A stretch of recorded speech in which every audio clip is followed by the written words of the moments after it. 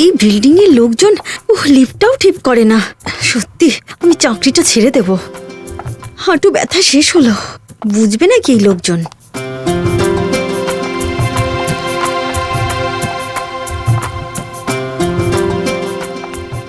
এখনো পর্যন্ত এলাম না। আরে শম্পা, কালকে কেমন বাসন মেজেছিলে তুমি? আরে এঁটো তো সব লেগেই ছিল। আরে বাবু, আপনাকে কতবার বলেছি যে আমাকে একটু দামি সাবান দিন, কিন্তু আপনি তো শোনেনই না। আর এরকম সস্তার সাবানে এরকমই বাসন মাজা হবে। দেখি, সরুন সরুন, যেতে দিন আমায়।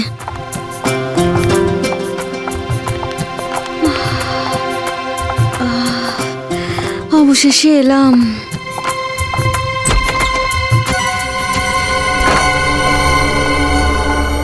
আরে বাবা, অনেক দেরি হয়ে গেছে। ম্যাডাম ঘুমোচ্ছেন, চাবি দিয়েই দরজা খুলতে হবে।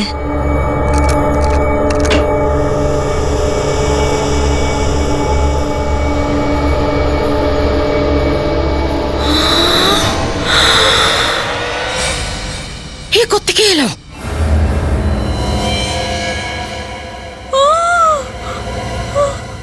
আরে কেউ মেরে ফেলি আমরা। আরে না, ম্যাডামকে খুন করেছে। কোথাও কেউ ঝামেলা আছে? হয়ে যাবে, চল পালাই এখান থেকে। আওয়াজ হয়তো ওই দিক থেকে আসছে। খুন করে দিয়েছে। দেখুন এই, না, আসুন কেউ। দাঁড়াও তোমরা, এই দাঁড়া দাঁড়া দাঁড়া, সিআইডিকে ফোন করবো।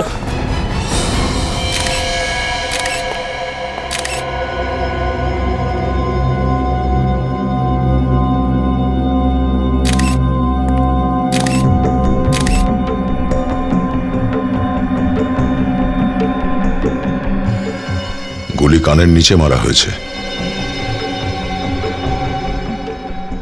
চাইলে গুলিটা তো বুকেও মারতে পারতিস, কানের নিচে কেন মারতে গেলি? আমরা কোনো প্রফেশনাল কিলার নই স্যার, টার্গেটটা মিস করেছি। কেন মারতে গেলি একে? নিষ্ঠা আমাদের কাজিন ছিল। নিষ্ঠা তোদের কাজিন ছিল, তাহলে মারতে গেলি কেন? না মারলে আর কোনো উপায় ছিল না স্যার, আমাদের সামনে কোনো রাস্তা ছিল না। আসছি আসছি।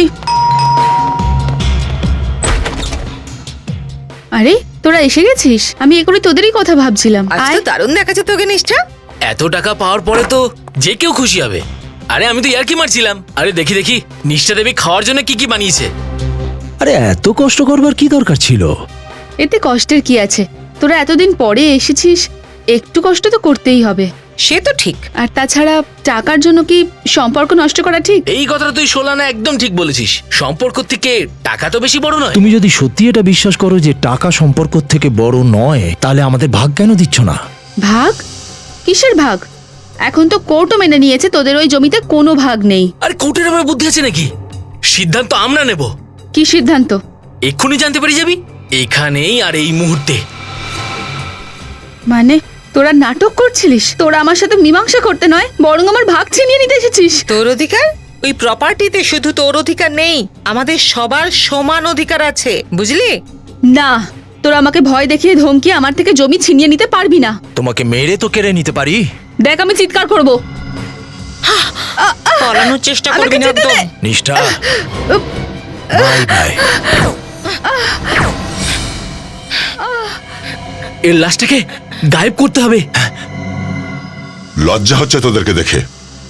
সামান্য একটু সম্পত্তির জন্য নিজেদের রক্তের সম্পর্কটাও ভুলে গেলি। আমরা কি করে জানবো যে ধরা পড়ে যাব? যদি আমরা আগে জানতাম যে সিআইডি আমাদের ধরে ফেলবে, তাহলে এরকম কখনো করতাম না। তো সব ভালো ভালো কাজ তোরা আইনের ভয়ে করিস নাকি? হ্যাঁ, নিজেদের ভেতরে মনুষ্যত্ব বলে কিছু নেই নাকি?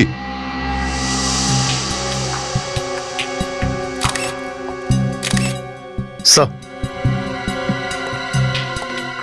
এই দেখুন স্যার, গুলি এইখানে।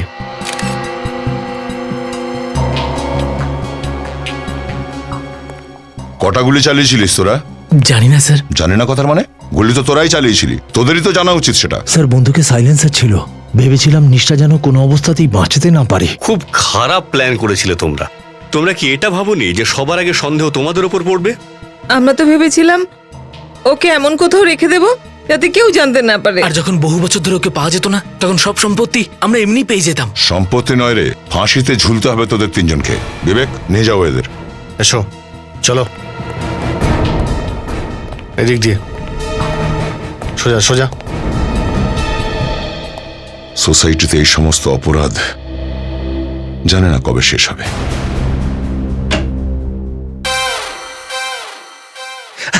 আরে ডক্টর সালুখে, আপনি এত চিন্তিত কেন? হ্যাঁ, এরকম একটা ভঙ্গিমায় আপনাকে ভালো লাগে তুমি না। নিজেকে জিজ্ঞেস করো এই প্রশ্ন। তোমার জন্য এই ঝামেলা। আমার জন্য? হ্যাঁ, তোমাদের সবার জন্য আমার এই ঝামেলা। আরে যখনই মনে করব যে যাই একদিন ছুটি করে নিই, আমার গার্লফ্রেন্ডকে নিয়ে একটু সিনেমা দেখে আসি, আর অমনি তোমরা আমার এখানে একটা লাশ পাঠিয়ে দাও। ডক্টর সালুখে, ওয়াইফের সাথে সিনেমা যাওয়ার প্রোগ্রাম তো আমারও ছিল, কিন্তু যেই কাজটা আপনার 2 ঘন্টায় করে ফেলার কথা সেটাকে আপনি চুইংগামের মতো টেনে বড় করছেন। চুইনগামের মতো বড় করছি? হ্যাঁ, আমি দেখো, তোমার যদি মনে হয় যে এই কাজটা এতটাই সহজ, তাহলে তুমি নিজে এসে করো। চুপ! আমার কান থেকে আগুন বেরিয়ে যাচ্ছে, আমি এই সমস্ত ফালতু কথা একদম শুনতে চাই না। আরে ডক্টর সালুখে, কিন্তু হয়েছেটা কি? এ তো একটা সিম্পল ওপেনার শার্ট কেস। ওই 3 জন খুনি তো নিজেদের দোষ স্বীকার করে নিয়েছে। ওই 3 জনে খুনটা করেনি। কি? এ আপনি কি বলছেন? ওই 3 জন খুনি এর খুন করেনি? হয়ে গেল তো? কান চোখ সব ধোঁয়াশা হয়ে গেছে। আমারও চোখ ধোঁয়াটে হয়ে গেছিল যখন এটা জানতে পারলাম। আমি বরং এসিপি স্যারকে হ্যাঁ, ফোন করি। ডাকো, সবাইকে ডাকো। আরে, চুপ! আরে, সবাইকে ডাকো। হ্যাঁ বেডিক, কেন ডেকেছিলে? স্যার, ও ডক্টর সালুকে আমি বলছি বস, কেন ডেকেছি? বস, তোমরা ওখানে এই 2টো বন্দুক পেয়েছিলে? হ্যাঁ, এই দুজনের কাছে আমরা বন্দুক পেয়েছি। ঠিক। আর কোনো বন্দুক পাওনি? না, কিন্তু এগুলো জিজ্ঞেস করছো কেন সালুকে? একটা কথা ঠিক বস, নিষ্ঠার খুন ওর কাজিন কখনো করতে পারে না। কারণ নিষ্ঠাকে গুলিটা না এই বন্দুক থেকে লেগেছে, আর এই বন্দুকটা থেকেও লাগেনি। তার মানে নিষ্ঠার গায়ে যে গুলিটা লেগেছে সেই গুলিটা ওদের দুজনের বন্দুক থেকে চলেনি? তাহলে কার বন্দুক থেকে চলেছে? আর তাছাড়া সালুকে ওই সময়ে ওখানে এই 3 জন ছাড়া, মানে আমি বলতে চাইছি মোহিত বংশ আর রিয়া ছাড়া ওখানে কেউই ছিল না। প্রদ্যুম্ন, আমি শুধু একটা কথা জানি, এই বন্দুকটা থেকে যে গুলিটা বেরিয়েছে সেটা 0.22 ক্যালিবারের। হ্যাঁ, তো কিন্তু স্যার, নিষ্ঠার শরীর থেকে যে গুলিটা পাওয়া গেছে ওটা আলাদা ক্যালিবারের। আলাদা ক্যালিবার মানে? মানে ওই গুলিটা সাধারণ কোনো গুলির থেকে আরো বেশি ভয়ঙ্কর। আর একটা কথা, নিষ্ঠার লাশটা দেখে আমার মনে হচ্ছে যে গুলিটা একে সিধে মারা হয়নি। নিষ্ঠার গায়ে সোজা গুলিটা লাগেনি? কত দূর থেকে গুলি চালিয়েছে সালুকে? খুব কাছ থেকে চালানো হয়েছে স্যার। গান আর নিষ্ঠার মধ্যেকার দূরত্ব 6 ফিটের বেশি হবে না স্যার। নিষ্ঠার গায়ে গুলি সোজা লাগেনি, গুলিটা 6 ফুটের বেশি দূর থেকে চলেনি। কিন্তু সালুকে, আর গুলিটা মোহিত বংশর বন্দুক থেকেও চলেনি। তাহলে গুলিটা চালিয়েছিল কোথা থেকে আর কার বন্দুক থেকে?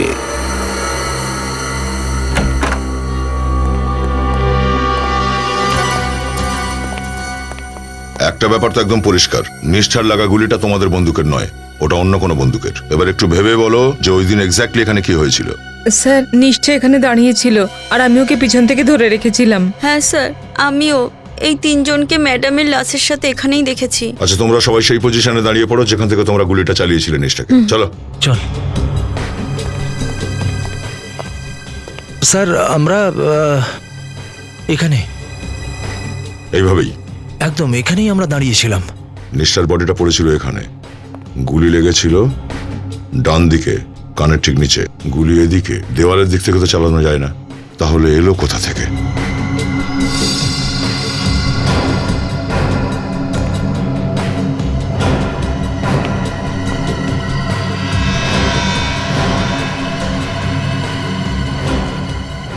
এটা কি আগে থেকেই ভাঙা ছিল? না স্যার, আমরা যখন ঘরে ঢুকেছিলাম তখন সবকিছু ঠিকঠাক ছিল।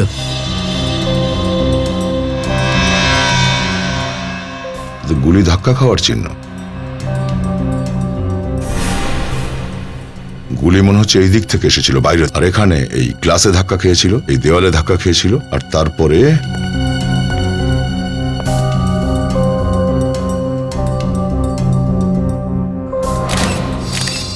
এই যে এখান থেকে রিফ্লেক্ট হয়ে মনে হয় নিষ্ঠার লেগেছিল কানের নিচে। মানে স্যার, গুলি এই দিক থেকে চলেছিল, কিন্তু এই দিক থেকে গুলি কেউ কি করে চালাবে স্যার?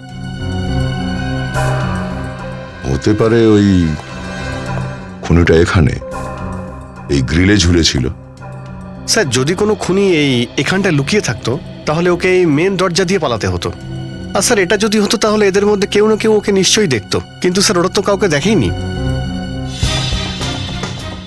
এই দেখো, এই গামলাটাও ভেঙে গেছে।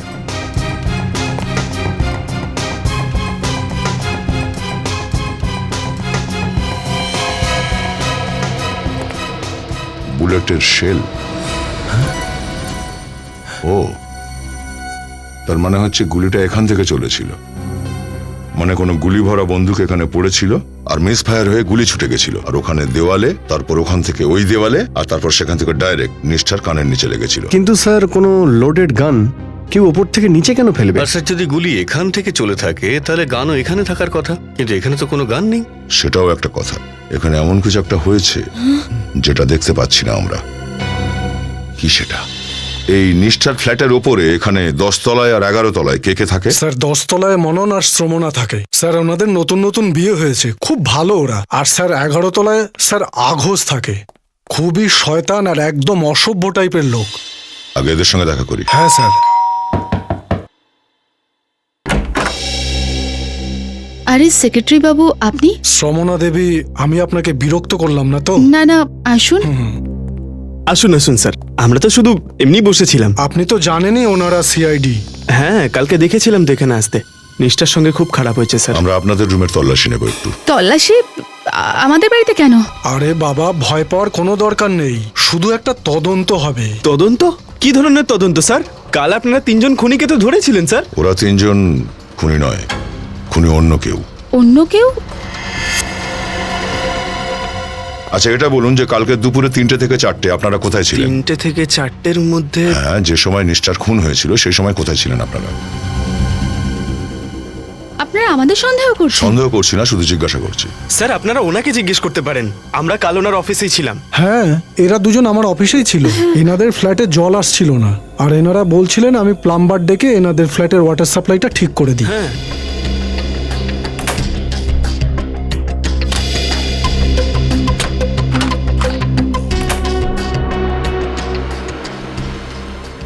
আপনি এই কথাটা আমাদের আগে বলেননি কেন? স্যার আপনি জিজ্ঞাসা করেননি, আর আমিও কাজে ব্যস্ত ছিলাম।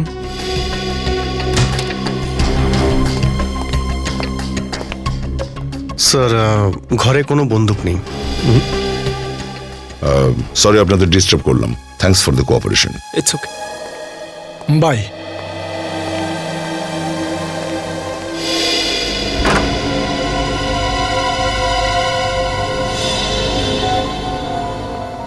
স্যার এই ফ্ল্যাটের ওপরে আর তো কোনো ফ্ল্যাট নেই স্যার, হয়তো কেউ এই ফ্ল্যাটে জানলা দিয়েই ওটা নিচে ফেলেছে।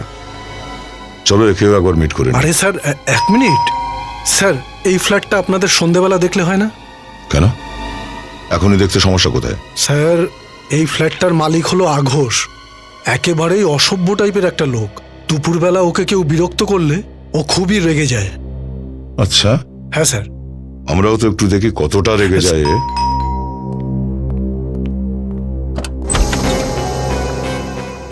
কারা আপনারা? আর কি চাই? বাবু তোমার বাবা কোথায়? বাবা তো ঘরে ঘুমোচ্ছে। গিয়ে বলো ওনার জাগার সময় হয়ে গেছে, সিআইডি এসেছে। সিআইডি আমার ঘরে? ও, আমরা তো ভাবছিলাম আপনি ঘুমোচ্ছেন। আমি ঘুমোই বা জেগে থাকি তাতে আপনার কি? আর তুমি যখন খুশি চলে আসো, ফোন করে জিজ্ঞেস করা উচিত না আমি ফ্রি আছি কি নেই? আমরাই বলেছিলাম একে, আমরা আপনার ফ্ল্যাটের জানলাটা চেক করব, দরজাটা। দেখুন আপনারা অসভ্যতা করছেন, এইভাবে আমার ঘরে ঢুকতে পারেন না। দেখুন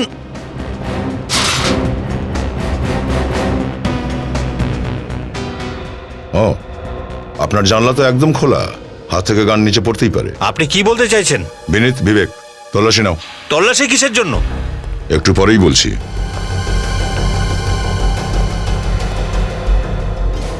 আমাদের সন্দেহ যে নিষ্ঠার খুন আপনারই ফ্ল্যাটের জানলা থেকে করা হয়েছে। আমার জানলা দিয়ে? হ্যাঁ। নিষ্ঠার খুন তোর কাজিনরাই করেছে, আপনারাই তো ওদের সাথে নিয়ে গেছিলেন। না, নিষ্ঠাকে খুন ওর কাজিনরা করেনি। কেউ একটা গুলি ভরা বন্দুক উপর থেকে নিচে ফেলেছিল, সেটা নিষ্ঠার জানলার বাইরে রাখা গামলায় গিয়ে ধাক্কা খায়, ট্রিগার চেপে যায়, বন্দুক থেকে বেরোনো গুলিতেই নিষ্ঠার মৃত্যু হয়।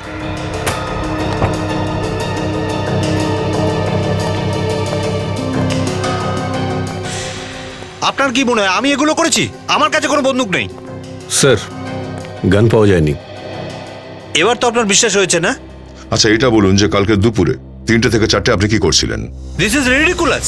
আপনি আবার আমার উপর সন্দেহ করছেন? আপনি বোধহয় ভালো করে শোনেননি আমি কি জিজ্ঞাসা করেছি। কাল দুপুরে 3টে থেকে 4টে আপনি কোথায় কি করছিলেন? আমি ঘুমোচ্ছিলাম, গভীর ঘুম। আর তুমি কি করছিলে? স্যার আমি তো টিভিতে মিউজিক চ্যানেল দেখছিলাম স্যার। টিভিতে মিউজিক চ্যানেল দেখছিলে? অল্প ভলিউমে দেখছিলে না বেশি ভলিউমে? এসব জেনে আপনার কি লাভ? আপনার ছেলেকে জিজ্ঞাসা করেছি, আপনাকে নয়।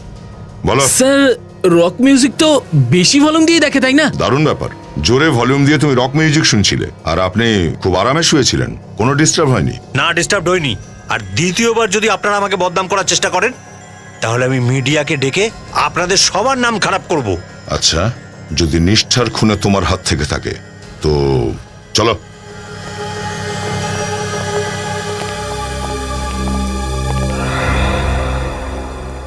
এই ফ্ল্যাটে শুধু বাবা ছেলেই থাকে নাকি আর কেউ আছে এদের সাথে? দেখুন স্যার, বউ তো আগেই ডিভোর্স দিয়ে চলে গেছে। একটা কাজের মেয়ে আছে তানিয়া, ও ওদের দুজনের সাথে থাকে। 24 ঘন্টাই সঙ্গে থাকে? হ্যাঁ স্যার। কিন্তু এখন তো ফ্ল্যাটে ওকে দেখতে পেলাম না। স্যার বাজারে গেছে ঠিক আছে, এর সাথে পরে দেখা করবো। শুধু ছাদটাই বাকি আছে এবার। বন্দুক ওখান থেকেও পড়তে পারে।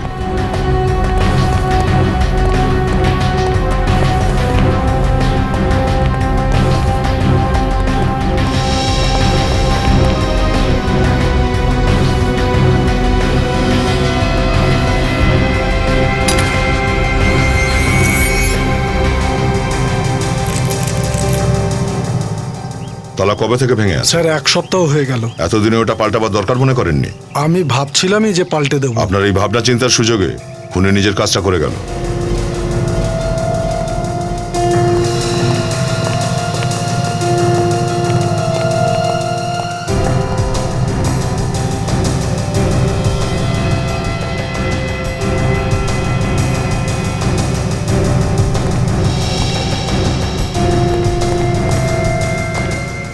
কিসের দাগ এটা? 1 মিনিট, আপনি ওখানে দাঁড়িয়ে থাকুন।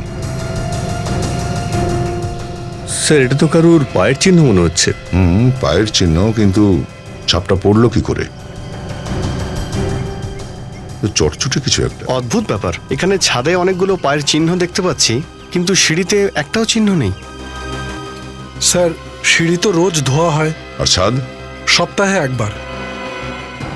এই ছাপ এখানে এই দিকে, এই দেওয়ালের দিকেই গেছে, কিন্তু চিহ্ন ফেরত তো আসেনি। হয়তো বন্দুকটা এখান থেকেই পড়েছিল নিচে। নিষ্ঠার জানলা তো দেখা যাচ্ছে এখান থেকে, বন্দুক বোধহয় এখান থেকেই পড়েছিল। কিন্তু স্যার যদি ওই গান নিষ্ঠার জানলায় পড়ে তাহলে আমরা কেন পেলাম না? মনে হচ্ছে নিষ্ঠার মৃত্যুতে যখন চেঁচামেচি হয়েছিল আর লোকজন জড়ো হয়ে গেছিল, তখন ভিড়ের সুযোগ নিয়ে খুনি নিজে বন্দুকটা গায়েব করেছে। স্যার। হ্যাঁ বিনীত?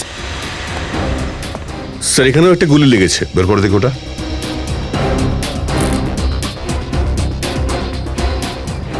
ও, মানে শুধু নিষ্ঠার রুমেই গুলি চলেনি, এখানে ছাদেও গুলি চালানো হয়েছে। তার মানে এটাই স্যার, এখানে একটা নয় দুটো খুন হয়েছে। মানে স্যার নিষ্ঠার খুন ভুল করে হয়েছিল। খুনি এখানে অন্য কাউকে মারতে এসেছিল আর তখন খুনির হাত থেকে গানটা পড়ে নিচে গিয়ে টবের মধ্যে পড়ে আর তখন গান থেকে গুলি ছিটকে গিয়ে নিষ্ঠার লাগে। মনে তো হচ্ছে এমনটাই। খবর নিতে হবে যে এখানে যে গুলিটা চলেছিল তাতে কারো মৃত্যু হয়েছে বা হয়নি, আর যদি হয়ে থাকে তাহলে কার, আর তার লাশটাই বা কোথায়। বিবেক, পায়ের ছাপগুলো তুলে নাও। ডক্টর সালুকে ঠিক বলে দেবেন যে এই পায়ের ছাপটা ঠিক কার। স্যার যদি সত্যি এখানে একটা খুন হয়ে থাকে তাহলে লাশটা কোথায় লোকালো? খুনি সেই মুহূর্তে তো লাশটাকে নিচে নিয়ে যায়নি, কারণ লিফট বন্ধ ছিল আর নিচে নিষ্ঠার মৃত্যুর কারণে অনেক লোক জড়ো হয়ে গিয়েছে। তাহলে স্যার ও রাতের জন্য নিশ্চয়ই অপেক্ষা করেছে আর রাত হওয়ার পরেই ওই লাশটাকে এই বিল্ডিং থেকে বার করে নিয়ে গেছে। শুনুন, কালকে রাতে নিচে গেটে কোন ওয়াচম্যানের ডিউটি ছিল? স্যার বাঙ্গা, এমনিতেও 7টায় আসে। আপনারা বললে এখন ডাকবো? না না, ওর সাথে আমরা রাতেই দেখা করে নেব। প্রথমে এই পায়ের ছাপের রহস্যটা তো উদ্ধার হোক। বস, এখন ধোঁয়া পুরোটা পরিষ্কার হয়ে গেছে। ছাদের উপর থেকে তোমরা যে গুলিটা পেয়েছিলে সেই গুলিটার সঙ্গে একদম ম্যাচ করে গেছে যেটা আমি নিষ্ঠার বডি থেকে পেয়েছি। এক্সিলেন্ট সালুকে, কিভাবে জানতে পারলে? দুটো গুলি 9mm এর, আর দুটো গুলির ওপরেই বন্দুকের নলের যে বিশেষ চিহ্নটা ফুটে ওঠে সেটা ম্যাচ করে যাচ্ছে। তার মানে এটা পরিষ্কার বস, দুটো গুলি একই বন্দুক থেকে চলেছে। স্যার গুলির ব্যাপারটা তো পরিষ্কার হয়ে গেল, কিন্তু ছাদের ওপরে যে চিটচিটে পায়ের ছাপ পেয়েছিলাম, ওই চিটচিটে জিনিস কি কিছু জানা গেল? হ্যাঁ আমি দেখাচ্ছি, প্লিজ আসুন।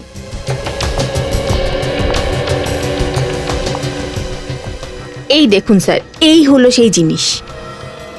দেখুন কেমন জলের ওপর ভাসছে।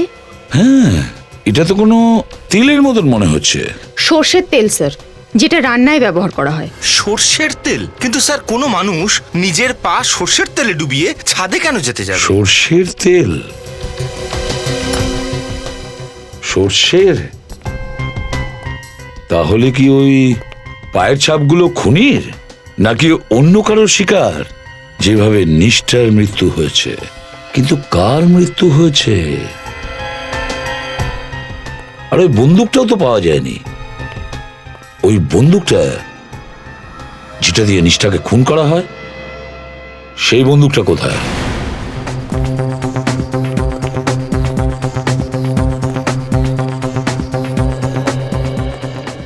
রাম রাম রাম রাম রাম রাম। এই বাঁচাও বাঁচাও বাঁচাও বাঁচাও।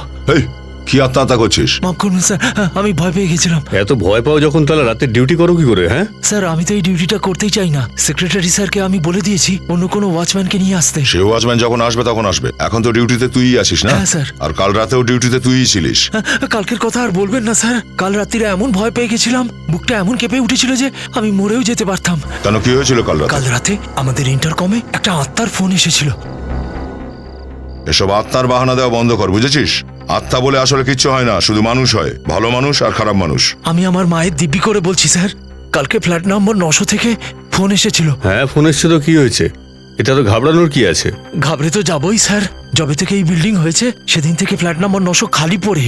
ফ্ল্যাট নাম্বার 900 খালি পড়ে আছে? হ্যাঁ স্যার। আর তুই একদম নিশ্চিত যে ফোন ফ্ল্যাট নাম্বার 900 থেকেই এসেছিল? হ্যাঁ স্যার, ওই আত্মা আমাকে বললো ভাগ এখান থেকে, চলে যা, না হলে তোর অবস্থা খারাপ করে দেবো। আর তুই ভয় পেয়েছিলি আর এখান থেকে পালিয়েও গেছিলিস? হ্যাঁ, নাহলে কি করবো স্যার, কেউ তো মরতে চায় না।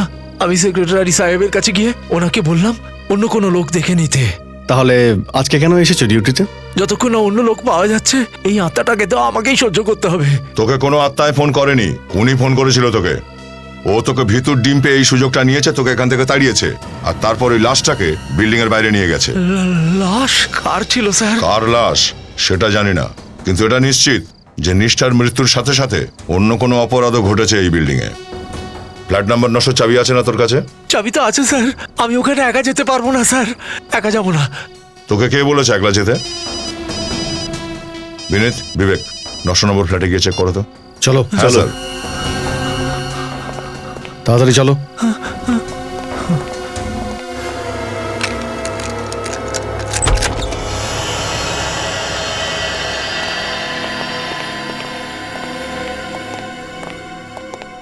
দেখুন স্যার, এই ফ্ল্যাট তো বহু বছর ধরে বন্ধ। এখানে কোনো মানুষ শুধু নয়, কোনো পায়রা পর্যন্ত আসে না।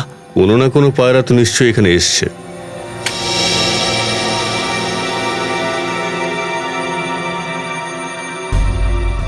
ফ্ল্যাটের তো লাইট চালু আছে দেখছি।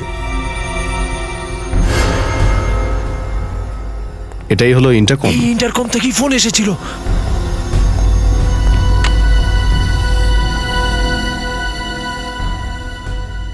ইন্টারকমও চলছে। একটা ব্যাপার বুঝতে পারছি না যে বন্ধ ফ্ল্যাটে ইন্টারকম আর কারেন্ট এলো কোথা থেকে?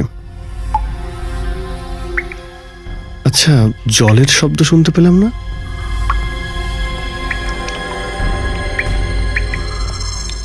এই জলটা পড়ছে কোথা থেকে?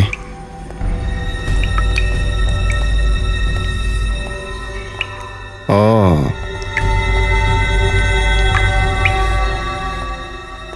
অদ্ভুত, জলও চালু আছে।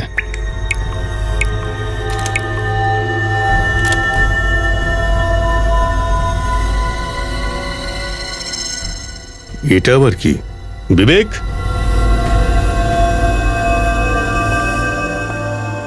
কিছু পেলে? হ্যাঁ, এই দেখো। এটা তো আগসের ঘড়ির টুকরো মনে হচ্ছে। আর দ্বিতীয়বার যদি আপনারা আমাকে বদনাম করার চেষ্টা করেন, তাহলে আমি মিডিয়াকে ডেকে আপনাদের সবার নাম খারাপ করব। এটা তো আগসের ঘড়ির টুকরোই হবে। আমারও তাই মনে হয়েছে। আমি দয়া স্যারকে ফোন করে ইনফর্ম করছি।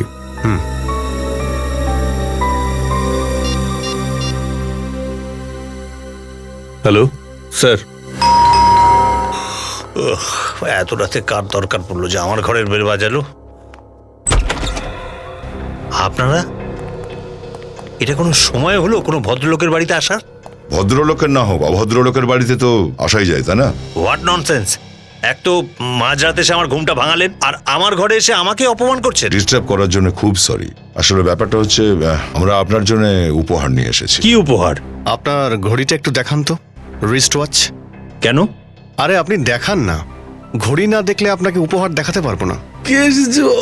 গুড মর্নিং বাবু। সেডি আঙ্কেল। বাবা, ড্রয়ার থেকে আমার ঘড়িটা একটু নিয়ে আসো। হ্যাঁ বাবা, নিয়ে আসছি। তাড়াতাড়ি আনো।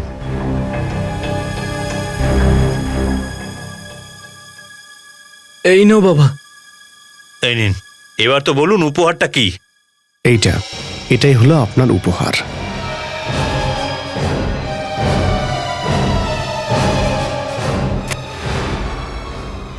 এ তো আমার ঘড়ি। তবু ভালো আপনি মেনে তো নিলেন যে এটা আপনার ঘড়িরই টুকরো, নাহলে আমরা তো ভেবেছিলাম যে আপনি বলবেন এটা আমারই নয়। আমি কেন বলবো এটা আমার নয়? কারণ এই পিনটা আমরা ফ্ল্যাট নাম্বার 900 থেকে পেয়েছি। Flat number 900? এটা ওখানে কি করে পৌঁছলো? কালকে রাতে আপনি ওই ফ্ল্যাটের ইন্টারকম থেকে ফোন করতে গিয়েছিলেন আত্মা হয়ে, হয়তো সেই সময়ই পড়ে গিয়েছিল। What nonsense! আমি ওখানে কেন ফোন করতে যাব? আমার ঘরে ইন্টারকম নেই নাকি? রান্নাঘর কোথায়? কেন, খাবার বানানোর ইচ্ছা আছে নাকি? You want to have dinner here? এখনই জানতে পারবেন সেটা। শুনুন দেখে হ্যালো, শুনুন, হ্যালো হ্যালো।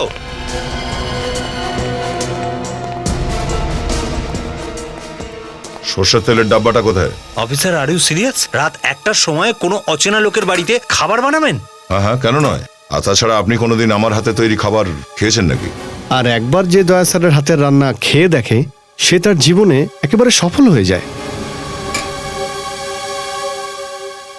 স্যার, এখানে রয়েছে সর্ষের তেল, স্যাম্পল নিয়ে নাও। কি আগস বাবু, তেল শেষ হতে চললো, এ মাসের রেশন ধরেননি নাকি এখনো?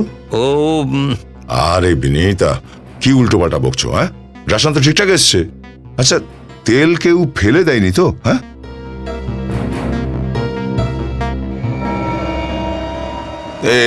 এখানে দেখো, এরকম চকচক করছে না এখানে?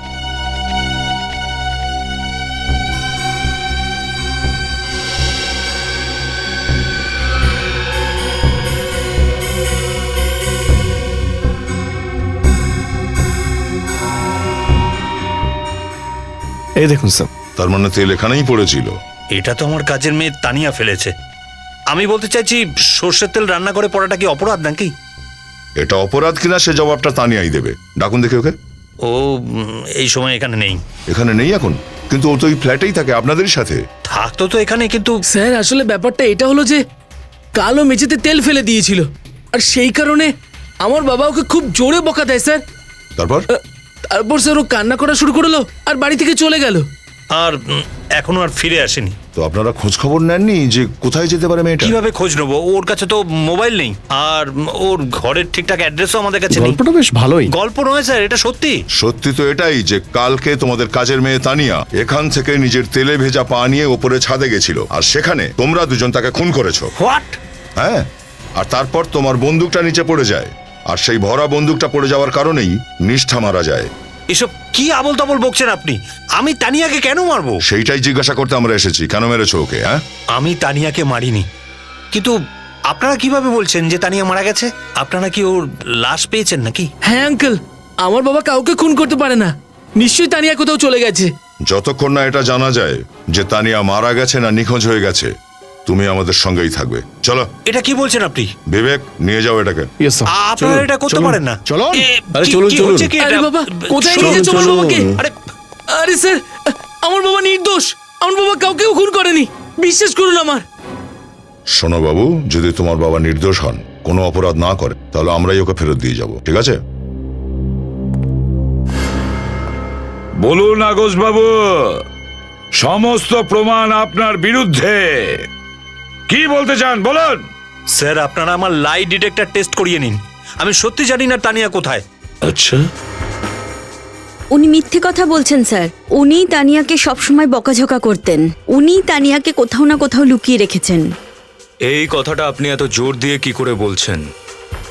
কিন্তু শম্পা তো অন্য কথা বলছে। স্যার আপনারা একটা কাজের মেয়ের কথা বিশ্বাস করছেন? ওই শম্পা মেয়েটার মাথা খারাপ হয়ে গেছে, না জানি কি সব কথা বলছে। দেখুন আমি একজন ভদ্র আর সম্মানীয় ব্যক্তি, আমি কেন এসব করব? মেনে নিলাম আপনি একজন ভদ্র ও সম্মানীয় ব্যক্তি, কিন্তু আমরা আপনার কথা কিভাবে বিশ্বাস করব? স্যার আমি আমার ছেলের দিব্যি দিয়ে বলছি যে এই খুনটা আমি করিনি। আর তানিয়া কোথায় আমি নিজেই জানি না। আচ্ছা একটা কথা বলুন, আপনার ওই ভেঙে যাওয়া ঘড়িটা, আমি বলতে চাইছি ওই ঘড়ির চাবিটা, সেটা ফ্ল্যাট নাম্বার 900-তে কিভাবে পৌঁছলো? স্যার এই ব্যাপারটা তো আমারও মাথায় ঘুরছে না যে আমার ঘড়িটা ওখানে পৌঁছলো কি করে। স্যার মনে হচ্ছে খুনি প্রথমের ঘড়িটা চুরি করে, তারপর সেই ঘড়ির চাবিটা নিয়ে গিয়ে ফ্ল্যাট নাম্বার 900-এ ফেলে দেয়। আর তারপরে ইন্টারকামে সিকিউরিটি গার্ডকে ভয় পাইয়ে দেয়, আর তারপর ওই ভাঙা ঘড়িটা নিয়ে আগস্টের বাড়িতে ফিরিয়ে নিয়ে আসে। আগস্ট বাবু, তানিয়ার কি কোনো বন্ধু বা আত্মীয় ঠিকানা জানা আছে আপনার? স্যার আমি তো সেটা ওকে কখনো জিজ্ঞেস করিনি, আর ও আমায় বলেনি। তানিয়ার গ্রামের ব্যাপারে কিছু জানো? কখনো কি ও বলেছে? স্যার ওই বুড়োটা দিন রাত ওকে দিয়ে কাজ করাতো, ওকে একদিনের জন্য ছুটি দিত না। বেচারি গ্রামে যেতে চাইলেও যেতে পারতো না। অন্ততপক্ষে গ্রামের নামটা তো জানা আছে। হ্যাঁ স্যার, একবার তো বলেছিল মাধবগড় না নিবাড়ি নিবাড়ি। হ্যাঁ স্যার মনে পড়েছে, ওর গ্রামের নাম মেবাড়ি। হ্যাঁ স্যার মেবাড়ি ওর গ্রামের নাম। মেবাড়ি। স্যার। হ্যাঁ বলো রজত। তানিয়া গ্রামের খবরটা পেয়ে গেছে, মেবাড়ি গ্রাম। গুড, মেবাড়ি গ্রাম।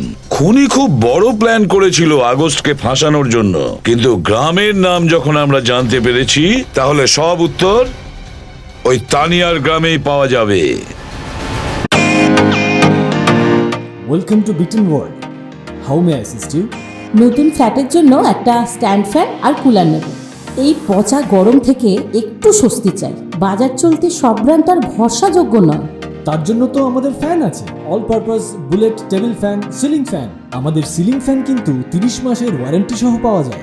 আছে ফারাটা 2 বছরের ওয়ারেন্টি, 17 থেকে 20 মিটার এয়ার ফ্লো। মধ্যবিত্তের সাধ্যের মধ্যে একমাত্র ভরসাযোগ্য ব্র্যান্ড বিটেন।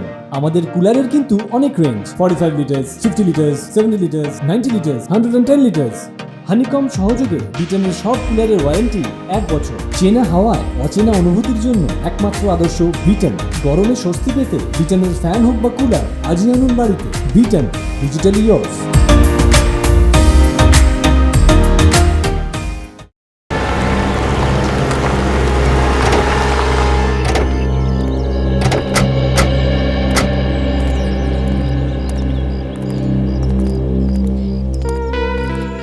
মনে হচ্ছে আপনারা রাস্তা গন্ডগোল করেছেন। কোথায় যাবেন আপনারা? না না, আমরা একেবারে ঠিক জায়গাতেই এসেছি। আমাদের কিছু প্রশ্ন আছে। প্রশ্ন? আপনারা কি পুলিশের লোক? আমরা সিআইডি মুম্বাই থেকে। সিআইডি মুম্বাই থেকে? আগে হ্যাঁ, কাকে খুঁজছেন আপনারা? এই ছবিটা ভালো করে দেখুন, এই মেয়েটাকে চেনেন? এর নাম তো তানিয়া না? একদম ঠিক, তানিয়া। আপনি বলতে পারেন এর বাড়িটা কোথায়? স্যার ওইদিকে আসুন। এই যে স্যার তানিয়ার বাড়ি। Thank you. ঠিক আছে।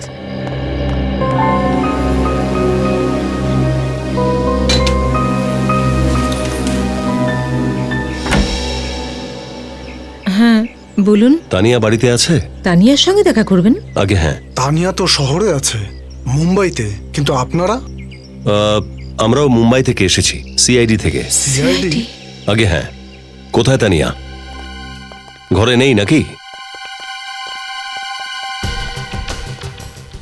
আপনারা তানিয়াকে কেন খুঁজছেন? অ্যাকচুয়ালি তানিয়া 2 দিন ধরে নিখোঁজ রয়েছে। নিখোঁজ? আগে হ্যাঁ, আমরা ভাবছিলাম ও গ্রামে চলে গেছে, তাই আমরা এসেছি। আমার মেয়ে কোথায় চলে গেছে? কৌশল্যা, ধৈর্য ধরো। স্যার ও তো এখানে আসেনি। তানিয়া এখানে আসেনি? না, কিন্তু কিট্টু কোথায়? ও কিছুই জানে না তানিয়ার ব্যাপারে। কিট্টু কে? তানিয়ার স্বামী। তানিয়া বিবাহিতা? কিট্টু আর তানিয়ার বিয়ে গত মাসে পুরো 2 বছর হয়ে গেল। হ্যাঁ, কিন্তু কেউ ওর স্বামীর ব্যাপারে আমাদেরকে কিচ্ছু বলেনি। কিন্তু আপনারা ওর নিখোঁজ হওয়ার খবর কোত্থেকে পেলেন? তার কারণ হলো ওরই বাড়িতে তানিয়া চাকরানি হয়েছিল। আপনি তো নিশ্চয়ই জানেন। আমার মেয়ে আর চাকরানি? এটা আপনি কি বলছেন স্যার? আমি আমার মেয়েকে সবসময় রাজকুমারীর মতো রেখেছি, ওকে ঘরের কাজ কখনো করতে দিতাম না। আপনি এটা কি বলছেন যে আমার মেয়ে শহরে চাকরানির কাজ করতো? আমরা যা যা জানতে পেরেছি আমরা শুধু সেটাই বলছি আপনাদের। আমি যদি একটুও বুঝতে পারতাম যে শহরে গিয়ে আমার মেয়ে তানিয়ার এইরকম দুর্দশা হবে, তাহলে আমি ওকে কখনো শহরে যেতে দিতাম না, এই গ্রাম ছেড়ে কখনো না। আচ্ছা এটা বলুন যে তানিয়া কি 2 বছর ধরে মুম্বাইতেই আছে? না, বিয়ের 2 বছর কেটে যাওয়ার পরও ওর স্বামী ওকে নিয়ে যাচ্ছিল না, সবসময় এড়িয়ে যেত। আমি ওকে একদম পরিষ্কার ভাষায় বলে দিয়েছিলাম, গ্রামের লোকেরা নানান রকম কথা বলছে, এইবার তোমাকে ওকে সাথে করে শহরে নিয়ে যেতে হবে। কিট্টু, কিট্টুর কোনো ছবি আছে আপনাদের কাছে? হ্যাঁ, এক্ষুনি আনছি। প্লিজ।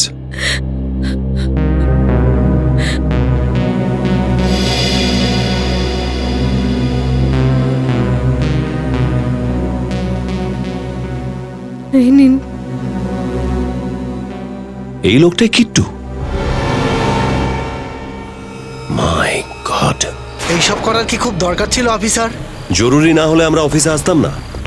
কি হয়েছে স্যার? আপনারা আমাদের সকলকে এখানে কেন ডেকেছেন? বলছি, সচিন, বিল্ডিং এর সমস্ত লোক এসে গেছে? হ্যাঁ স্যার, সব লোকই এখানে আছেন। আমরা আপনাদের এই জন্য এখানে আসতে বলেছি, যেই দিন এখানে নিষ্ঠার খুন হলো ঠিক সেই সময় বিল্ডিং এর ভেতরে আর একটা খুন হয়। আর একটা খুন? কিন্তু কার স্যার? তানিয়ার। তানিয়া মানে আগস্টের বাড়িতে যে কাজ করতো? আগে হ্যাঁ, ওই। স্যার তার মানে তানিয়া নিখোঁজ হয়নি, ওর খুন হয়ে গেছে? আগে হ্যাঁ, ওকে খুন করা হয়েছে। স্যার আমার দৃঢ় বিশ্বাস ওকে নিশ্চয়ই আঘোষ বাবুই মেরেছে। মুখ সামলে কথা বলো। আমার বাবা ওকে কেন মারতে যাবে? হ্যাঁ, আরে কেন মারতে পারেন না? কত রেগে থাকতেন উনি, মেরে দিয়েছে কখনো রাগের মাথায়? যদি আমার বাবার বিরুদ্ধে আর একটা বেশি কথা বলো না, তাহলে তাহলে আমি তোমাকে মেরে ফেলবো। চুপ করে দাঁড়াও এখানে। সামনে মরা আর মারার কথা বলতে নেই। ছোট না, ছোটর মতো থাকো। আচ্ছা স্যার, তানিয়ার খুন ওই সময়ই হয়েছে যখন নিষ্ঠার খুন হয়েছিল, তাহলে ওর লাশ কোথায় গেল? ওর লাশ কেউ দেখতে পেল না কেন? ওর লাশ আমরা পেয়ে গেছি। পেয়ে গেছেন? আগে হ্যাঁ।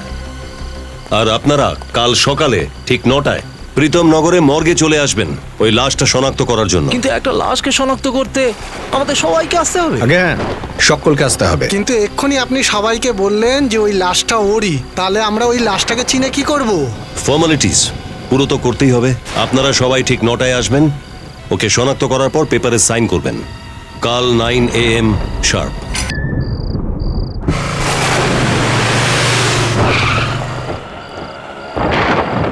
স্যার আপনার কি মনে হয় খুনি আমাদের ফাঁদে পা দেবে? শুধু মনে হয় না শ্রেয়া, আমি বিশ্বাস করি, পুরো বিশ্বাস।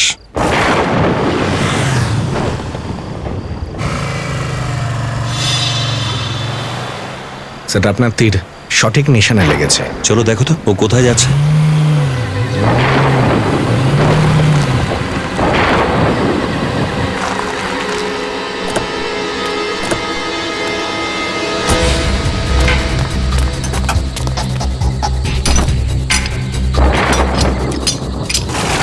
নেহা, লাশ সিআইডি লোকেরা কি করে পেলো?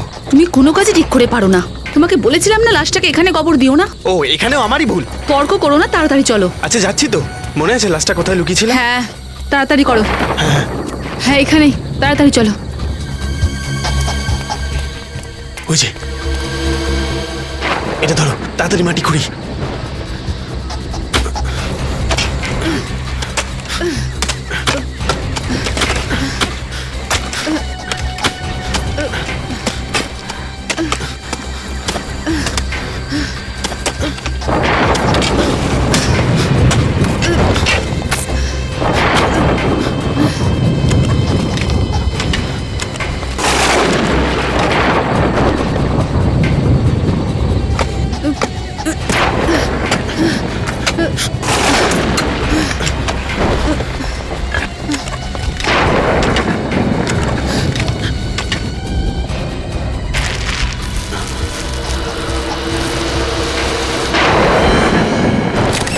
আমি তো ভয় পেয়ে গিয়েছিলাম, লাশ তো এখানেই আছে। আচ্ছা লাশটা যদি এখানেই থাকে, তাহলে সিআইডির লোকেরা যে লাশটা পেয়েছে সেটা কার? সেটাই বলার জন্য আমরা এখানে এসেছি। স্যার আপনারা এখানে?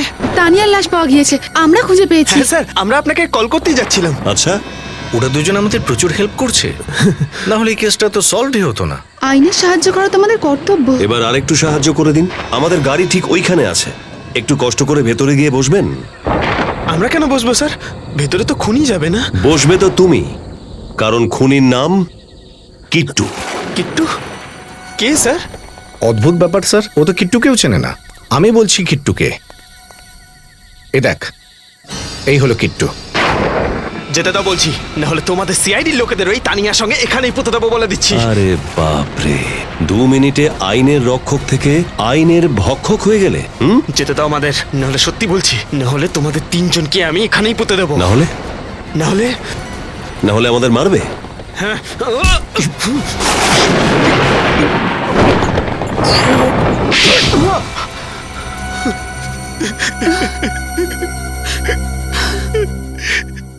আমি কিট্টু স্যার, আমি কিট্টু। আমি ওর সঙ্গে বিয়ে করতে চাইতাম না স্যার, বাড়ির লোকেরা জোর করে আমার সাথে ওর বিয়ে দিয়ে দেয়। বাহ বাহ বাহ, কি দরকার ছিল খুন করার? বাহ। আর যদি বিয়ে না করতে আপত্তি জানাতে পারতে। যদি আপত্তি করতাম তাহলে বাবা তার সম্পত্তি থেকে আমাকে বঞ্চিত করত, আমাকে একটা কানা করিয়েও দিত না। আর এই জন্য তোমরা দুজনে প্ল্যান করেছিলে তানিয়াকে রাস্তা থেকে সরিয়ে দেওয়ার। হ্যাঁ, প্রথমে আমরা ওকে আঘোষের বাড়িতে পরিচারিকার কাজ দিই, যাতে ও আমাদের চোখের সামনে থাকে।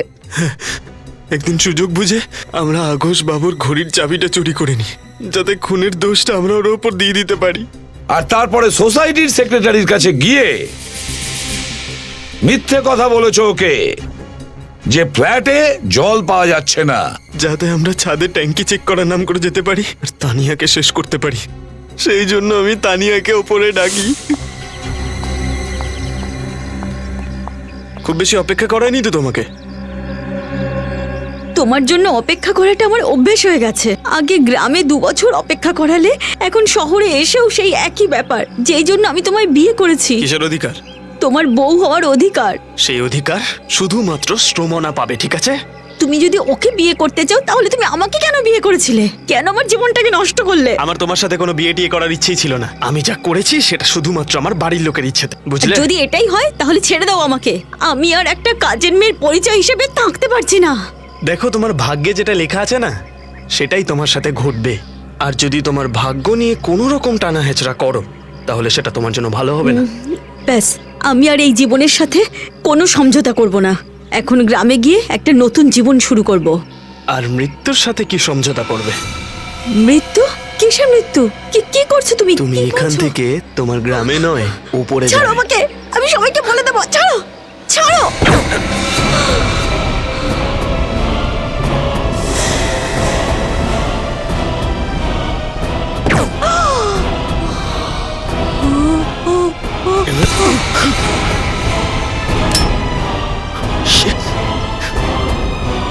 Damn it!